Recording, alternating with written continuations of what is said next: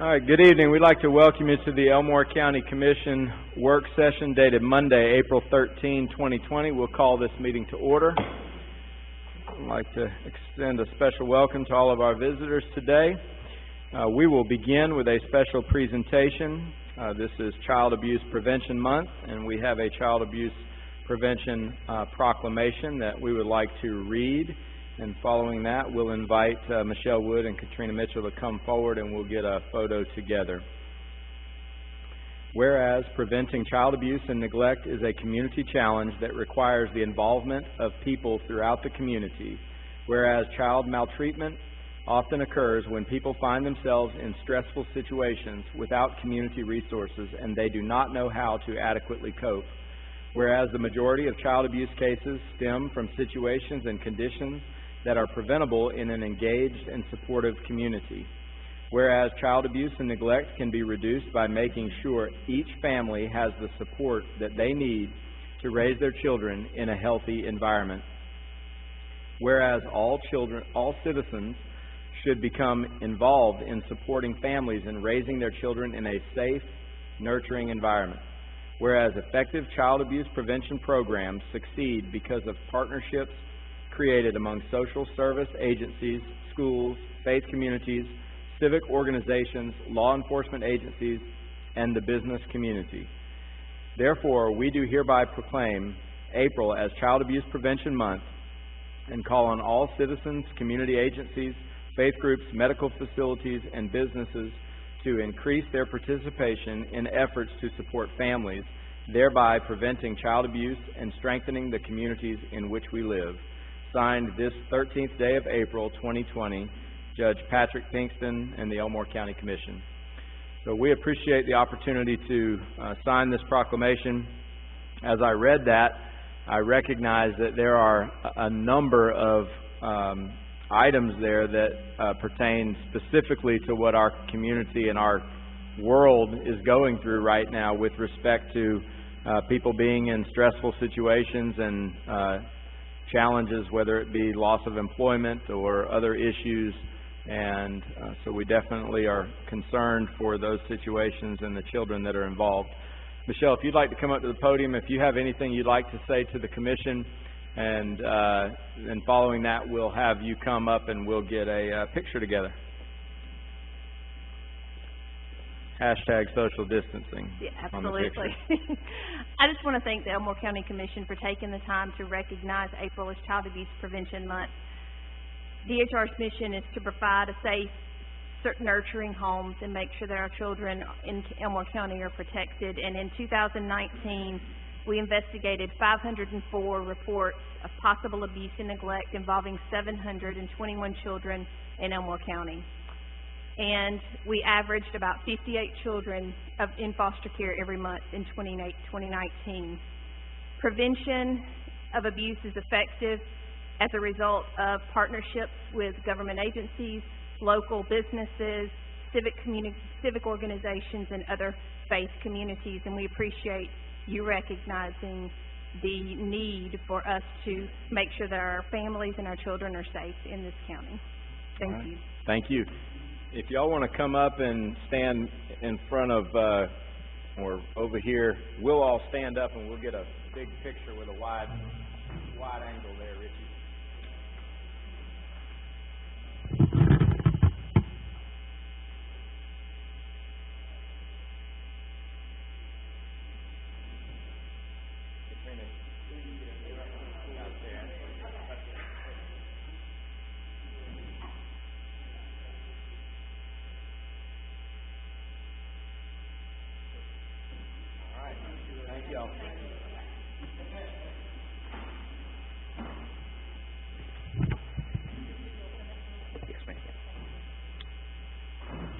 All right, we'll now proceed with our old business. A notice of a public hearing on Monday, May 11, 2020 at 5 p.m. to discuss proposed right-of-way vacation by adjoining landowners of unnamed public right-of-way off Tyler Road in Coosa Ridge subdivision.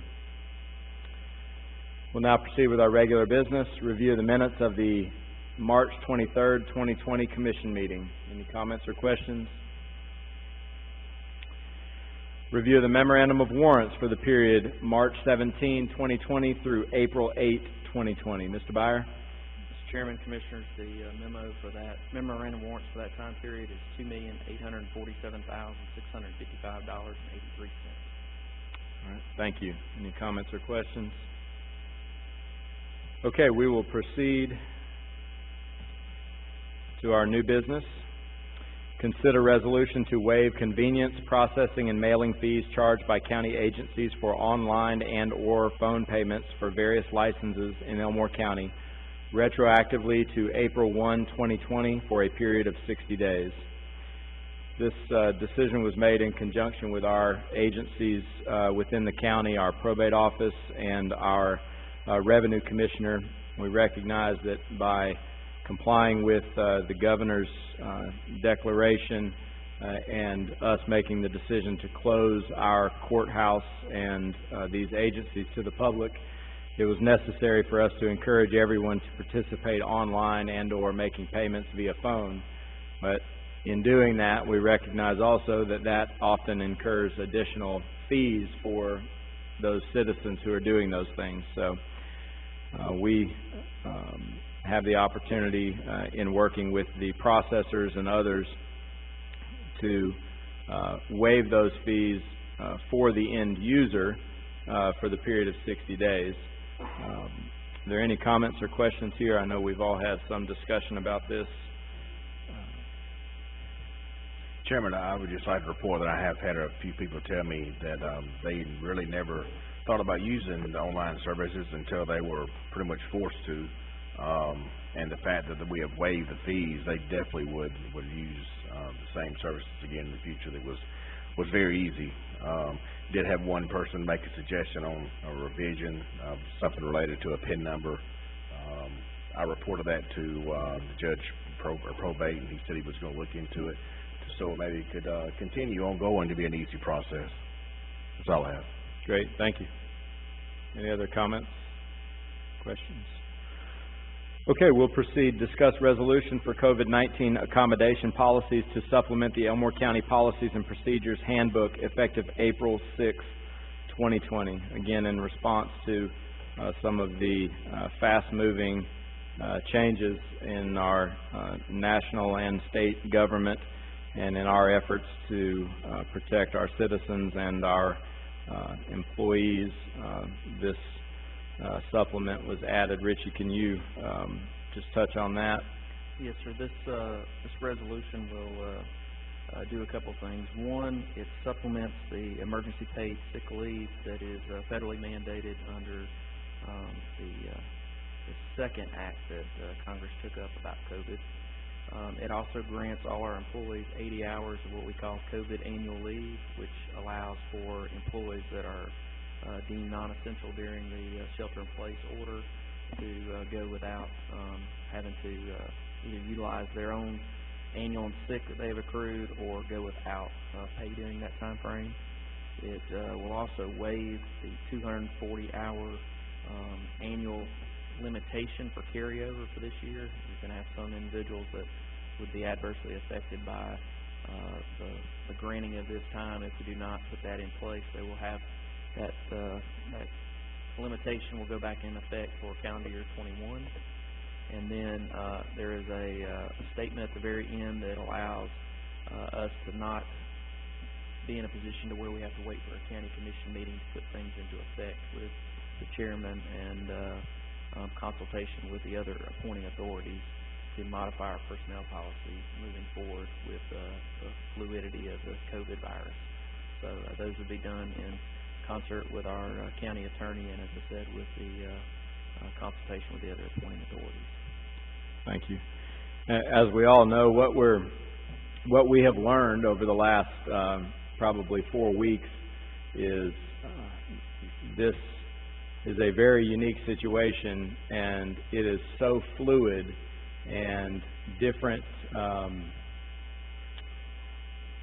We're learning that from the federal government to the state government to local government, there's still a lot of barriers and there's still a lot of decisions being made at the federal level or the state level that we are forced to react to versus us being able to do what we know is best for our community. So we're finding that we're continually having to react and respond to what is being said and done at levels far above us, and it becomes a challenge. I think we've all learned a lot over the last 3 or 4 weeks, and hope that we are moving in the right direction, and I hope that we as a community are recovering from, or moving on the upswing of this rather than continuing to have to make changes.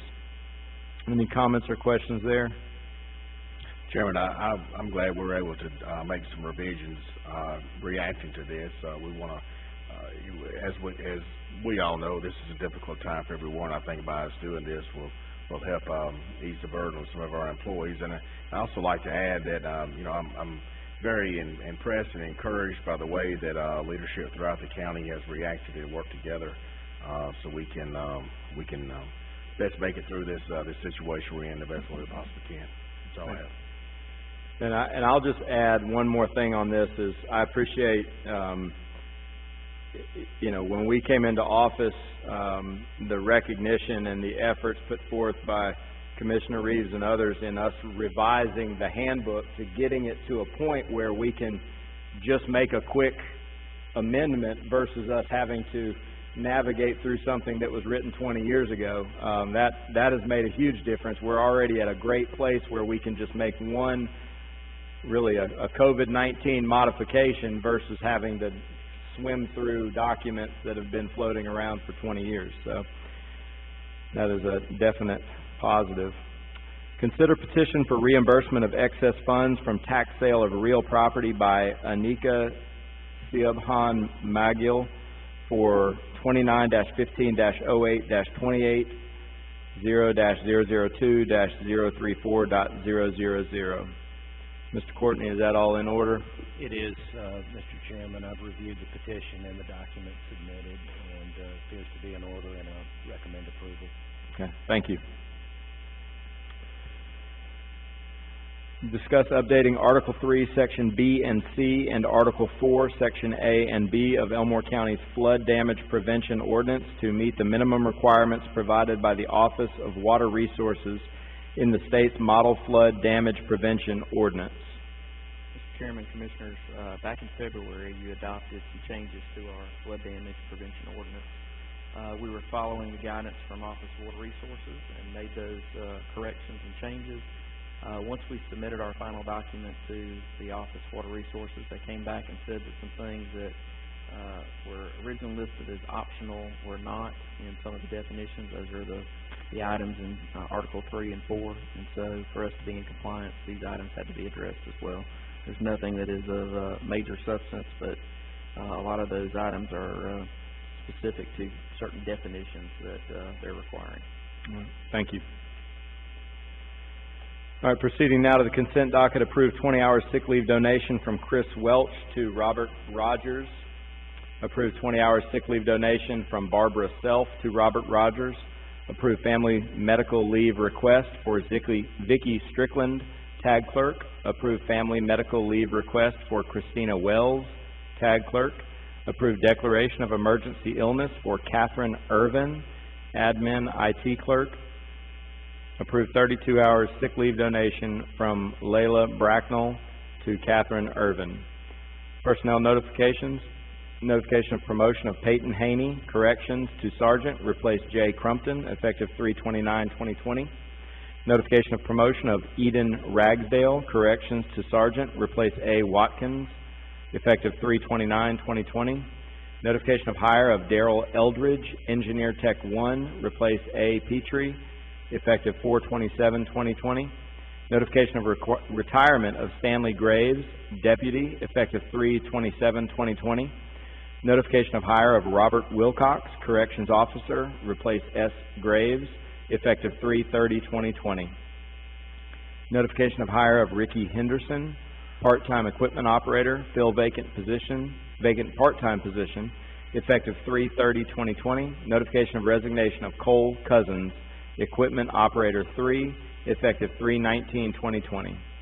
Reports to the Commission, Mr. Byer. Mr. Chairman, Commissioners, I have a couple things to update you on this evening. First, I'll start with the COVID-19 items.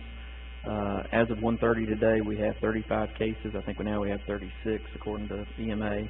We had 569 tests that were done in Elmore County. That is compared to nearly 3,700 confirmed cases in the state and 62 deaths related to the illness. We have just started our second week of operations with all our essential personnel. We're trying to do this to maintain our critical services, but also maximize the safe operations for our employees and our citizens, and do so in such a way to maintain all the orders in the shelter-in-place order of the governor.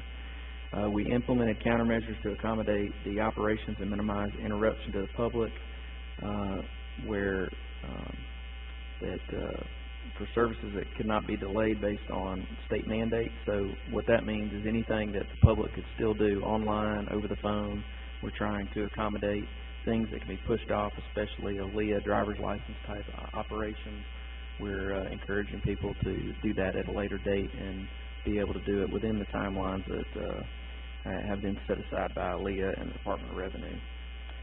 Our EMA has been working with several counties in a cooperative purchasing agreement. One of the issues with getting PPE has been the quantities that you have to purchase to be able to secure some of these orders. We've been working with, as I said, 4 other counties to accomplish about $216,000 worth of supplies for the 5 counties. Just a sampling of what that cooperative order looked like on Friday was 98,000 pair of gloves, 9,800 gowns, 4,200 PPE kits or isolation units, 10,000 surgical masks, 3,000 face shields, 23,000 N95 masks, and 90 thermometers. And that is a small amount of supplies for us to try to keep a lot of our first responders and law enforcement agencies in play. We've also made sure that the mayors, on multiple occasions, including last Saturday, we reminded them that if they can find PPE, they can find antibacterial hand gels, cleaning supplies. They need to be securing them because everybody's having trouble getting those, especially deliveries. So we hope we've done a good job of messaging that out. I know Keith has done very good in terms of making sure all that communication is going out to his MAC group, and in turn we've been trying to make sure that all the elected officials know about that as well. We will continue the response portion this week, but we also start part of the recovery part. When you talk about FEMA and applicant briefings, we have that on Wednesday. We have a Zoom conference call at 9 o'clock with FEMA, and I believe that is for regions or divisions C and D. There'll be a lot of people on that Zoom, but that'll be the opportunity for us, the Board of Education, any of our municipalities, any of our nonprofits to get information about the whole applicant process with FEMA, and specifically Category B emergency response measures. Yesterday, as many of you know, we underwent a fairly major severe weather outbreak. Luckily, nobody was injured or killed significantly injured or killed in the county during that event. About 12:30, our EOC stood up operations, and by about 4:40 that afternoon, we were under a watch with 15 safer places. I believe it's 15 out of our 21 safer places open. If you recall, we've been advertising about our safer places throughout the week, reminding people about social distancing, and that it is the choice of the safer place to whether or not they open or not. So we had majority of them open. Everything went well. This building is actually a safer place. We actually had 86 people in this building yesterday and into the night. Jimmy and Steve did an excellent job managing them, keeping them social distance, all within the time frame of them showing up, like I said, about 5 o'clock on till well after midnight last night, with a ultimate plan that they all could converge into the main part of the building at the time when the storm hit. But as I said, everything went well there. We had over 70 damage sites in the county for trees down in roadways, blocking roadways. had 2 reports of trees on houses and 2 motor vehicle accidents that occurred during that time frame that were directly related to the storm event. And over, the last number I saw was over 8,000 power outages. So, and all those stats came from our EMA. They didn't come from me dreaming all those up. So kudos to Keith and his staff for not only running the operation. I know the chairman and Commissioner Mercer were both in the virtual EOC, web EOC, at different times last night with me watching the work going on, and they were all doing it in a socially distanced environment as well. Hopefully the information all of you got was timely and very good last night. Highway operations, moving away from recovery that they focused on today with getting trees cut back out of the road. We have multiple contractors working. Before the meeting, Commissioner Reeves was asking me about a couple of these, but Cusada Parkway, the stripe should have started on that. HRRR guardrail should have started over on Peace Church Road. They're trying to finish up the Deepsville Highway milling part of the project. Resurfacing will come within the next couple of weeks. And they had been working on the Fire Tower, Redland Road microsurfacing, and we're in a cure time there for that project. So where we have been trying to keep our guys social distance and keep our crews separated, AlDOT and the contracting world has done the exact opposite, and with traffic down 35% in the state, they're trying to get as much work as done as possible with the social distancing in play, but you got a lot of contractors working. So we're trying to balance those two. We're also trying to make sure we're getting our Rebuild Alabama projects ready.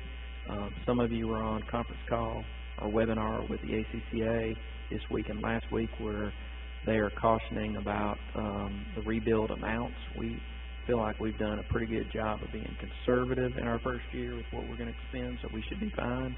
But if some counties budgeted exactly what they think they're going to get in year one, they may be in for a surprise over the next couple months as those revenues may decline with, like I said, mileages travel being down 35%. So we think we're in a good place. As we get closer to those contracts kicking off, we'll keep y'all in the loop of that as well. Collection facility, we are actually looking at some alternate plans with, instead of keeping it open 7 days a week, 24/7. With the COVID, we have had a tremendous response to the facility. Everybody is using their time at home and shelter in place to do every home improvement project that they've saved up over time, and we're seeing it at that facility. Just to give you an idea, a typical countywide cleanup day never exceeded 30 tons of debris collected. In the month of March, including what the highway department cleaned up and hauled off at the site, we were well over 60 tons in that 1 month. And last week alone, Advanced Disposal hauled away 31 tons in 1 week. So, to say the least, people are using it. Now we've got to adapt and adjust a little bit to make sure that service is not something that becomes an eyesore, and we're working with the city of Wetumpka to do that. So we will release those plans as soon as we can get all the details worked out. We still want the citizens to use it, but we want to make sure that it is a very viable thing for them to use. And we will continue to remind them weekly of the proper use of the facility, because we still have some people that we don't want a few bad apples to ruin it for everybody, but not following the guidelines that are in place for them to use the facility, and also not getting the stuff into the actual bins. And if the bins are full, waiting and being able to bring some of that back when the bins are empty. They're emptied right now twice a week, and we're trying to, as soon as we get our truck in place, we'll be emptying more than that as we can pull those bins throughout the week. 2 other items real quick, and then I'll hush. Budget request went out on Thursday the 3rd, April 3rd. So the departments have had them a little over a week now. Those are due back on May 8th. That will give them plenty of time with this downtime to be able to get all those requests in. We hope to have y'all a document in place by the early part of June so we can work through the discretionary type appropriations, get those hammered out, and have something by 4th of July that we can be talking about as considering. We're also monitoring the budget and revenues currently. I mentioned the 35% in lower traffic volumes, which may or may not translate directly into a lower gas tax. For the most part, our property tax is collected. I think Lee Macon, our revenue commissioner, told me he had less than 900 outstanding issues with property tax. Most of those will be dealt with in the coming weeks as he gets ready for his online property sale. But we're also monitoring sales tax, the virtual sales tax that's collected in the Prattville portion of the district and for the Board of Education versus what we're seeing on SSUT and comparing those. So we should have you some trends as we approach the coming budget related to how that was affected by the COVID. Mr. Chairman, long-winded report, but a lot of information since the last time we met, so I want to make sure that was out there for you. Thank you very much. We appreciate it. We will now proceed with reports from the Commission. We'll begin with Commissioner Daughtry, and we'll move down the line. Commissioner Daughtry. Thank you, Mr. Chairman. I just want to echo one thing that Mr. Byer said. Our county highway department, our EMA, our wonderful volunteer fire departments, and our sheriff's department, they always do whatever it takes to get us through these trying times, just like last night on the top of everything else. One thing I've learned in the last month is how very blessed I am to be able to raise my kids and my grandkids and my family in this county. And I can't say enough about my fellow commissioners and the leadership of the chairman and the commissioners and Mr. Byer through this very unprecedented time, and all the staff. I know Mike and Jimmy and Kim are sitting here, and you know, I've seen some little short videos of dissension among elected officials, county commissions, and city councils across the state because everybody's in this tense mode. But I just can't thank y'all enough for the proficiency and the leadership that all of you have shown during this very trying time.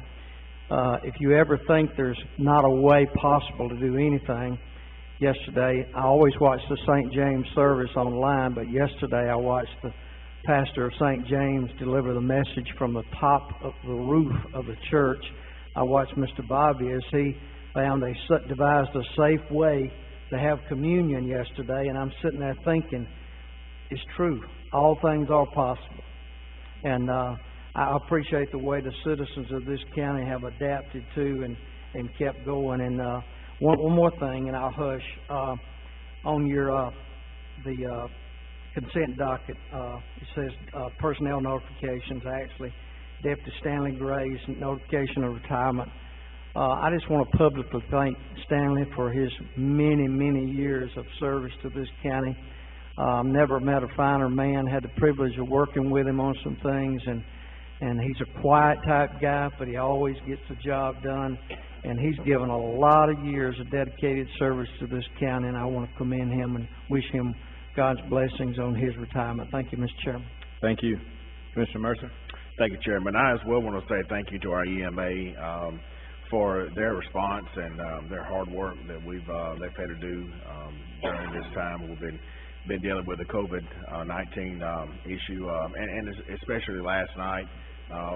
If you are listening to the frequency, the radio that our volunteer fire departments operate off of, you would have heard probably in a very short period of time a lot of calls came out. Seems like all the trees that fell within just a few minutes. Of course, that wasn't the case, but it seemed that way. They appreciate what they do, appreciate our highway department, our sheriff's department, and EMA and their staff. I think we got the last email this morning around 3 o'clock, so I know that Keith Barnett was there around noon yesterday, so they had a long day. We appreciate what they do. Since our last meeting, one of the projects that we've been working on for probably about a month was able to be somewhat finalized, and which was the county commission working with the CETA at the request specifically of the Board of Education to locate hotspots around the county. The Board of Education came to us probably a month or 5 weeks ago and said, hey, we've got to put some kind of plan in place. So if we don't not allowed to go back into the classroom, we're going to have to remotely deliver that education. And we know a lot of our students do not have access to a broadband signal in their house. So our solution, and again at their request, was to locate hotspots, public access hotspots across the county, which really was only as a result of a CETA working with the county commission to do a broadband accessibility study that they had just completed in January. we were able to take that information that was in that study. We could quickly determine where we had service throughout the county. Working with Central Access and Spectrum, we were able to locate 96 sites across the county. 63 of the sites will be either online now or either they'll be accessible here within the next month to 6 weeks. The County Commission viewed this as a long-term project, especially giving people the access to have the ability to access our online services here at the courthouse, and also telemedicine. I don't know if anyone in the room has ever visited the doctor on their phone or their computer. I have. I can tell you my experience from the time I made an appointment to the time I actually had my medication in hand was 2 hours.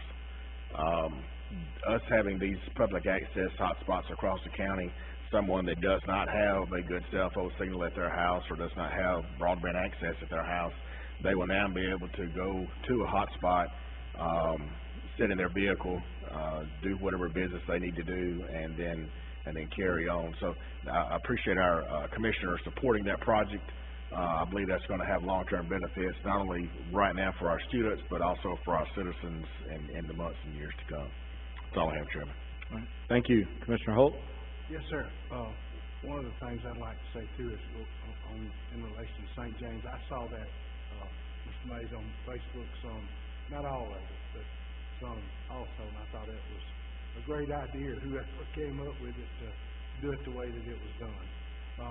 A couple other things. One is, I really do appreciate the way the commission, the chairman, and Richie all worked on the corona situation with our employees, handling that quick. That was good for a lot of reasons. Two of the main reasons: one, health, and one, morale.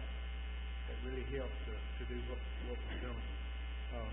The other thing is with Keith and EMA and what they're doing and working with the fire departments.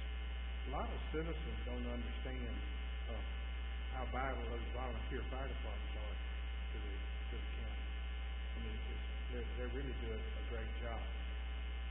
And also, the last thing in relationship, Rich and I talk weekly generally about the center with the guys. I think it's a great idea, and I'm glad they're working, or you're working, actually, Richie, and communicating with us about ideas to make it more efficient and better, utilize it much more.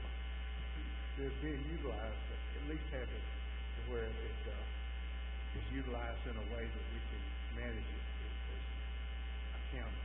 Because I think it's a great idea and it's a big benefit to our citizens, and I'm glad we're doing it. And again, I'd like to say that I really appreciate the work within the commission and the success the commission has had, and it goes to each of the commissioners, and I think, everything works well with our people, our commission, and I thank you all for that.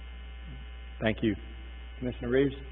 Yes, Mr. Chairman, I just want to express my thanks to all our employees, the way they behave during this virus. I want to thank our attorney for keeping us on the straight and narrow, make sure we're in the error that way. And I know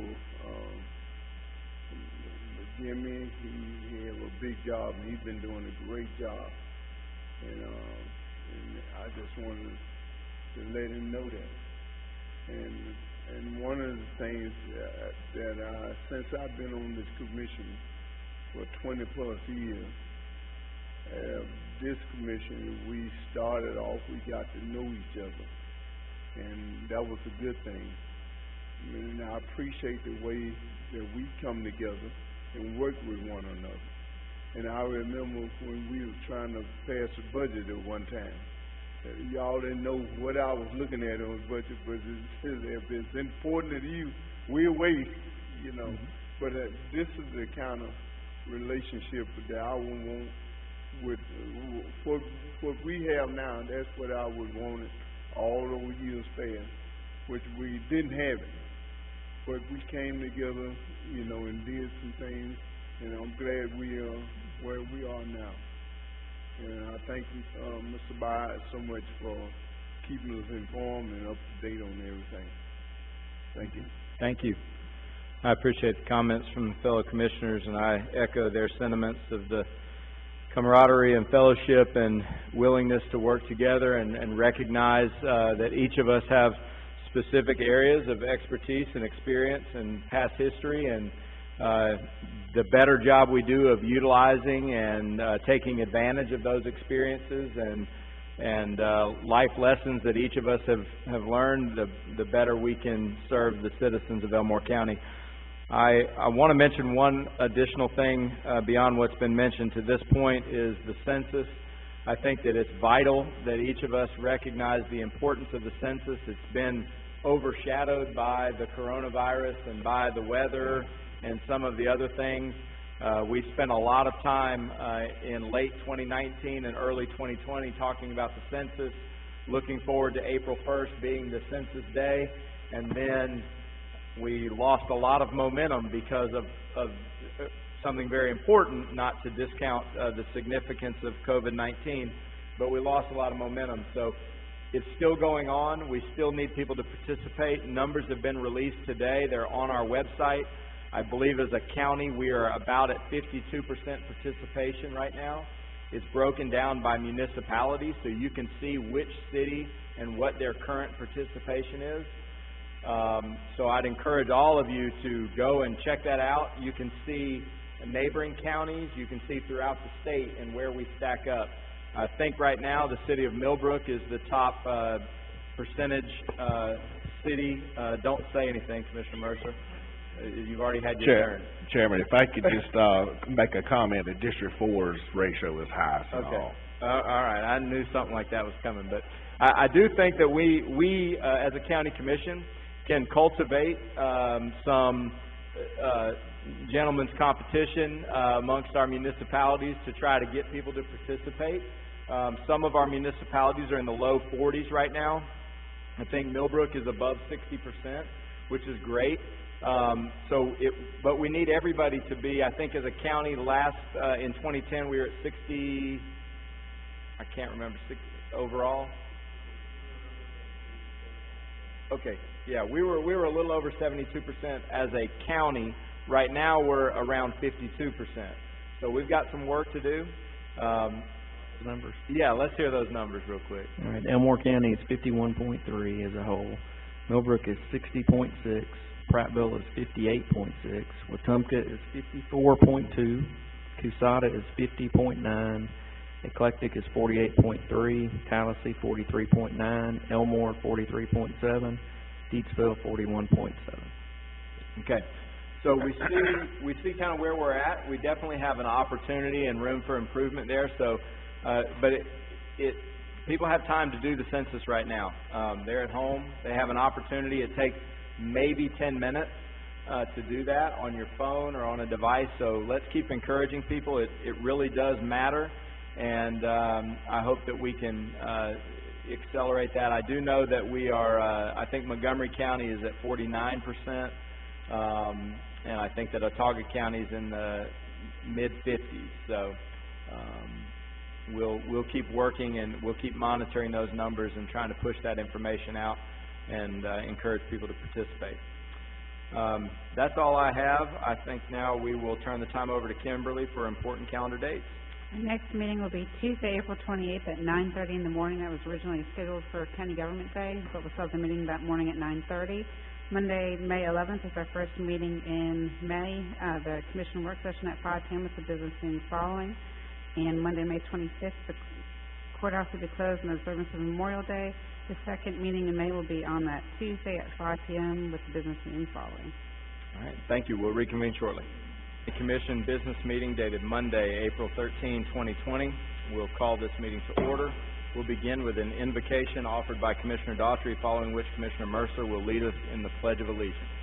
Let's pray. Father, we come to you asking for your guidance, your wisdom in the decisions that we make.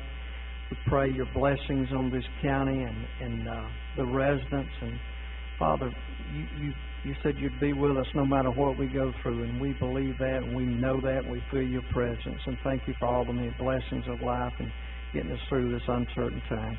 Anything that's accomplished, we'll give you the praise, because it's in your holy name we pray. Amen. Amen.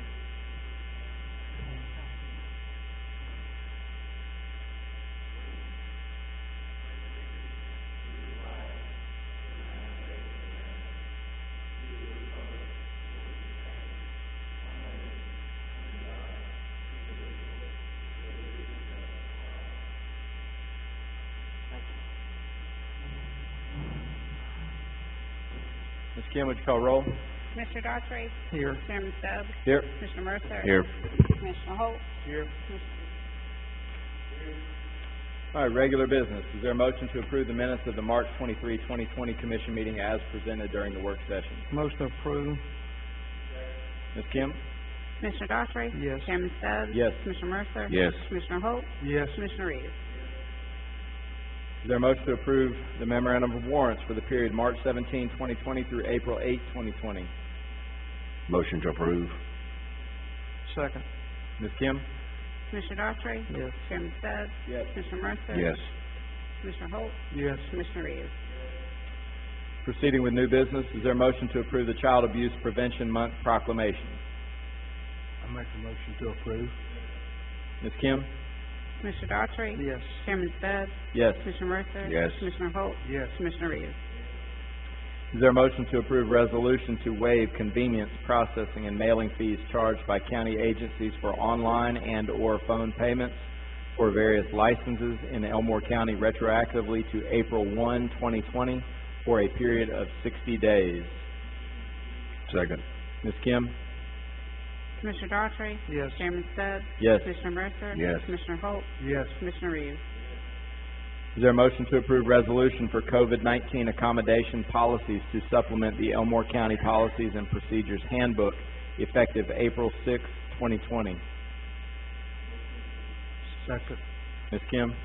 Commissioner Daughtry. Yes. Chairman Stubbs. Yes. Commissioner Mercer. Yes. Commissioner Holt. Yes. Commissioner Reeves.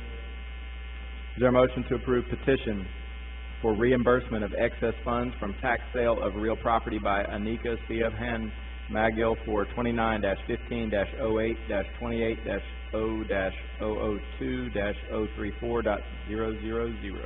Motion approved. Second. Ms. Kim? Commissioner Daughtry. Yes. Chairman Stubbs. Yes. Commissioner Mercer. Yes. Commissioner Holt. Yes. Commissioner Reeves. Is there a motion to approve updating Article 3, Section B and C, and Article 4, Section A and B of Elmore County's Flood Damage Prevention Ordinance to meet the minimum requirements provided by the Office of Water Resources in the state's Model Flood Damage Prevention Ordinance? Motion approved. Second. Ms. Kim? Commissioner Daughtry. Yes. Chairman Stubbs. Yes. Commissioner Mercer. Yes. Commissioner Holt. Yes. Commissioner Reeves. Is there a motion to approve the consent docket as presented? Second. Ms. Kim? Commissioner Daughtry. Yes. Chairman Stubbs. Yes. Commissioner Mercer. Yes. Commissioner Holt. Yes. Commissioner Reeves. Personnel notifications. Notification of promotion of Peyton Haney, corrections to sergeant, replace Jay Crumpton, effective 3/29/2020. Notification of promotion of Eden Ragsdale, corrections to sergeant, replace A. Watkins, effective 3/29/2020. Notification of hire of Darrell Eldridge, Engineer Tech 1, replace A. Petrie, effective 4/27/2020. Notification of retirement of Stanley Graves, Deputy, effective 3/27/2020. Notification of hire of Robert Wilcox, Corrections Officer, replace S. Graves, effective 3/30/2020. Notification of hire of Ricky Henderson, Part-Time Equipment Operator, fill vacant part-time position, effective 3/30/2020. Notification of resignation of Cole Cousins, Equipment Operator 3, effective 3/19/2020. Any additional reports? Is there a motion to adjourn? So moved. Ms. Kim? Commissioner Daughtry. Yes. Chairman Stubbs. Yes. Commissioner Mercer. Yes. Commissioner Holt. Yes. Commissioner Reeves. We are adjourned.